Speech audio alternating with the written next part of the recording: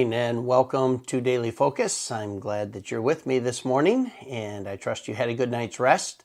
I had a late night, and so it was I had to sleep fast to get my time in, but I always feel rested when I get up in the morning. I'm so thankful for another day that the Lord has given to me and to you. And I think it's very wise for us to start our day thanking the Lord for a day that we didn't deserve and we weren't entitled to, but by His grace, He's chosen that He has things in store for us today that He wants us to do and accomplish for His will and for His namesake.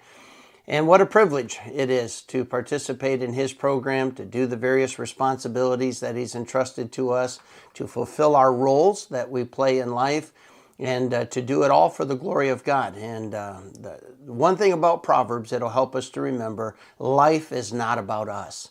It is about the privilege to participate in God's program, to make much of God, to make much of who He is and what He's like, what He's doing, what He has promised to do, and certainly reflecting on all of the things He has done. And so Proverbs chapter 19, we're looking at pursuing proper priorities today, and you'll catch that from the text. So in Proverbs chapter 19, we're going to start reading in verse number 10. Delight is not seemly for a fool, much less for a servant to have rule over princes. That verse basically is saying it just comfort just doesn't seem fitting for a foolish person who is marching down the road to destruction. In other words, it doesn't seem fitting for a fool to not be concerned about what's coming. That's what that phrase, delight is not seemly for a fool. It simply means they should be more concerned about what they have coming than what they are. And to just pretend like consequences are not coming while you're marching down the road to consequences is just not fitting. It doesn't fit the narrative. And then it says, much less for a servant to have rule over princes. In other words, it doesn't seem fitting for the slave to rule over the son, the one who is the heir apparent. It doesn't seem like that's normal.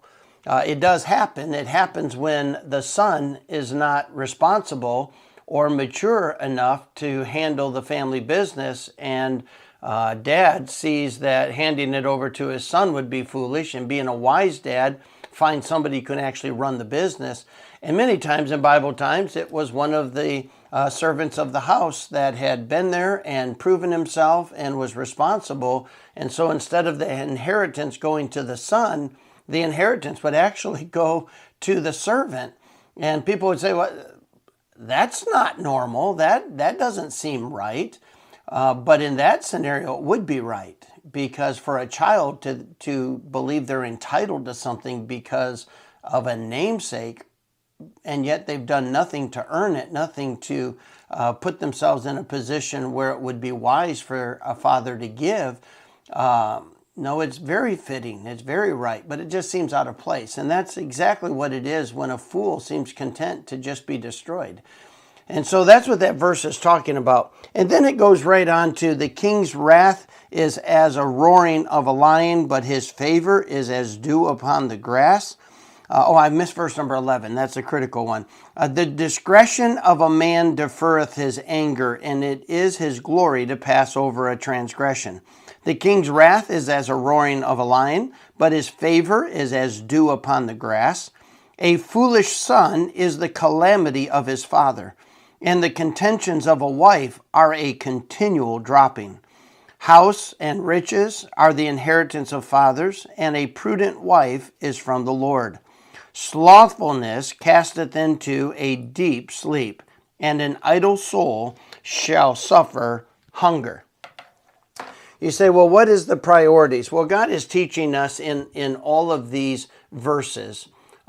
He's teaching us a proper priority system. In other words, for the fool, the priority should be getting back on the path of wisdom, getting off the road that leads to destruction, and making sure that they are not naively headed right straight for danger. It seems that in this scenario that a child should be positioning himself and honoring his parents and learning from his parents and being responsible so that it can be passed on to him. And so it's this idea of having proper priorities. It's making what God says is important to us. It's about taking the path of wisdom and saying that's got to be the priority. And when I'm on a path to destruction, I got to get off it. I have to ask God for grace and strength and wisdom, and I got to get off this path. I got to get some help and some cheerleaders and some accountability and some encouragement to get off of that path and to get on the right path. And then in verse number 11, he says, it is the discretion of a man to defer his anger.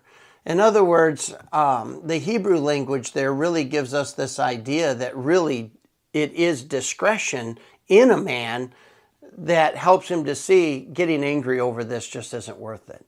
And so again, the priority is, how do I handle this hurt? How do I handle this disappointment? How do I handle this offense?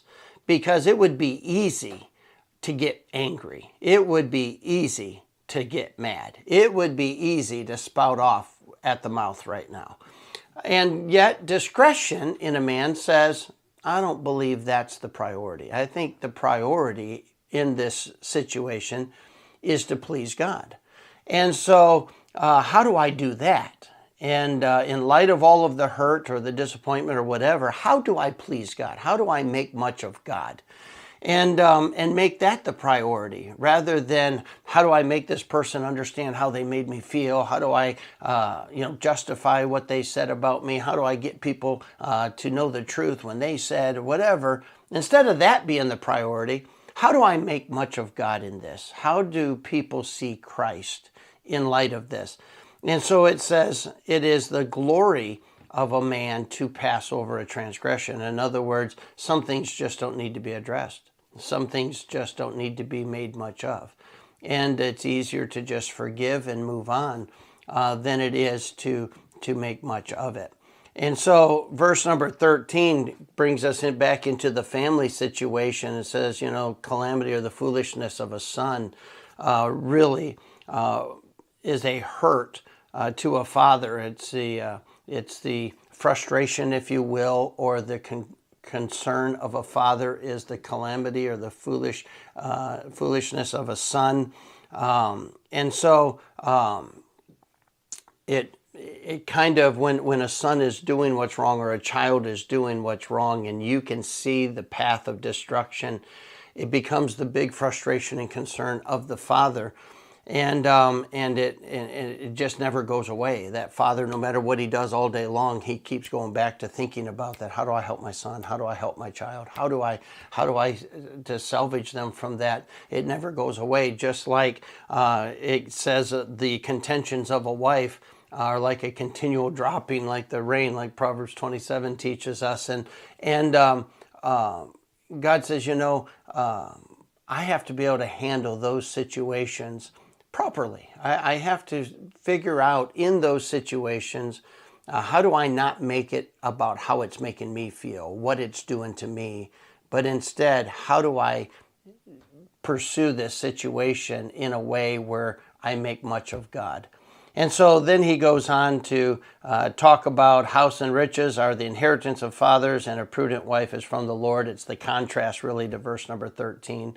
And the opportunity to be able to take my hard work and pass it on to my children, to be able to spoil my wife and to enjoy the life God designed as married couple, and to pursue what God has for us. That's a beautiful thing.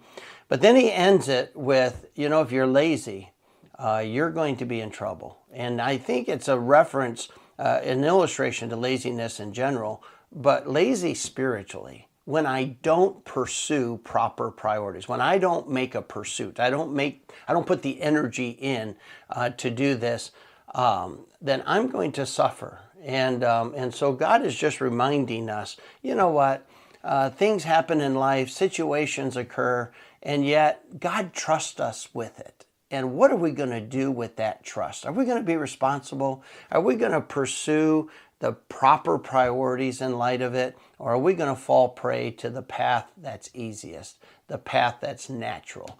And so let me just encourage you, make much of God today. Talk about Him, promote Him, live in a way that honors Him, and you'll be really glad you did. I'll look forward to seeing you tomorrow morning. God bless you.